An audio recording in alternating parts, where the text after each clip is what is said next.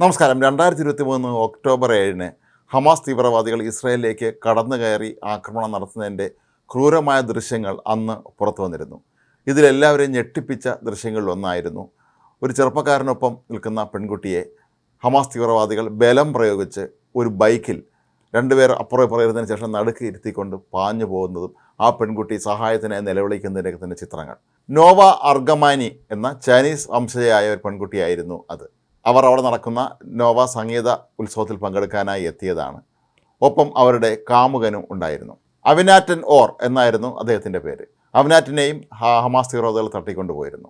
നോവയെ കഴിഞ്ഞ വർഷം ഇസ്രായേൽ സൈന്യം നടത്തിയ ഒരു ഓപ്പറേഷനിലൂടെ അന്ന് മോചിപ്പിച്ചിരുന്നു. അവർക്കൊപ്പം 3 ബന്ദികളും അന്ന് രക്ഷപ്പെട്ടിരുന്നു. എന്നാൽ അവിനാറ്റിനാകട്ടെ അപ്പോഴും ഹമാസ് തടവറയിൽ തന്നെ തുടരുകയായിരുന്നു. ഇന്നലെ മോചിപ്പിച്ച 20 ബന്ദികൾക്കൊപ്പമാണ് അവിനാറ്റനും പുറത്തിറങ്ങിയത്. 2 വർഷത്തിന് ശേഷമാണ് ഇരുവരും തമ്മിൽ കണ്ടുമുട്ടുന്നത്. ആ രംഗം അവരുടെ സുഹൃത്തുക്കളൊക്കെ തന്നെ ഫോട്ടോ എടുത്ത് സമൂഹ മാധ്യമങ്ങളിലൊക്കെ തന്നെ പോസ്റ്റ് ചെയ്തിട്ടുണ്ടായിരുന്നു. നോവ ഓടിയെത്തി തൻ്റെ കാമുകനെ കെട്ടിപ്പിടിച്ച് ഉമ്മ വെച്ച് കണ്ണ് നിറഞ്ഞ് നിൽക്കുന്ന ആ ചിത്രങ്ങൾ ആരുടെയും കരളലിയിപ്പിക്കുന്നത് തന്നെയാണ്. നോവ കഴിഞ്ഞ കുറേ നാളുകളായി അമേരിക്ക ഉൾപ്പെടെയുള്ള രാജ്യങ്ങളിലെത്തി ബന്ദികളുടെ മോചനത്തിനായി പ്രവർത്തിക്കുകയായിരുന്നു. അവിനാറ്റൻ ഇസ്രായേലിലെ രഹസ്യ പോലീസ് വിഭാഗത്തിൽ ജോലി ചെയ്തിരുന്നൊരു കമാൻഡോ ആയിരുന്നു.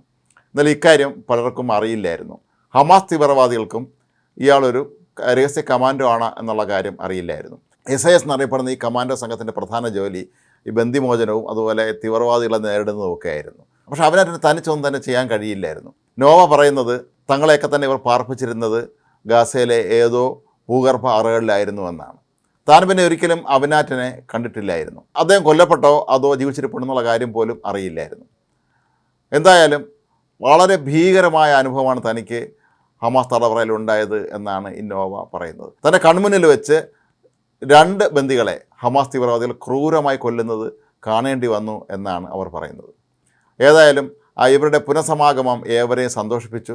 റോമിയോയും ജൂലിയറ്റും എന്നാണ് പലരും ഇവരെ വിശേഷിപ്പിച്ചിരിക്കുന്നത്. ഇരുവരും ചേർന്ന് ആശുപത്രിയിൽ ചികിത്സ കഴിയുന്ന അവിനാറ്റിൻ്റെ മാതാപിതാക്കളെയും സന്ദർശിച്ചിട്ടുണ്ടായിരുന്നു.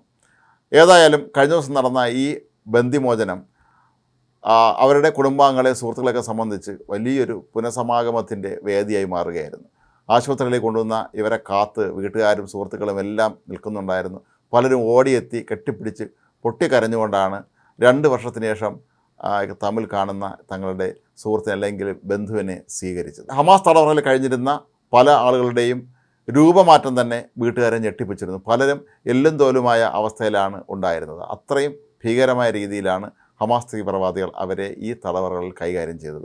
എന്നാൽ ഇനിയുള്ള ദിവസങ്ങളിൽ അവർക്ക് മതിയായ ചികിത്സ നൽകുന്നുണ്ട്, അവർക്ക് മാനസിക ചികിത്സ നൽകുന്നുണ്ട്, അവർക്ക് ഒരു ശരീരം പോഷിപ്പിക്കുന്നതിനായ ആവശ്യമായ എല്ലാവിധ സംവിധാനങ്ങളും ഒരുക്കി വളരെ ക്രമമായി തന്നെ അവരുടെ ആരോഗ്യനില മെച്ചപ്പെടുത്താനും അവരെ പൂർവ്വസ്ഥിതിയിലേക്ക് കൊണ്ടുവരാനുള്ള ശ്രമമാണ് ഇപ്പോൾ ഇസ്രായേൽ സർക്കാർ നടത്തിക്കൊണ്ടിരിക്കുന്നത്.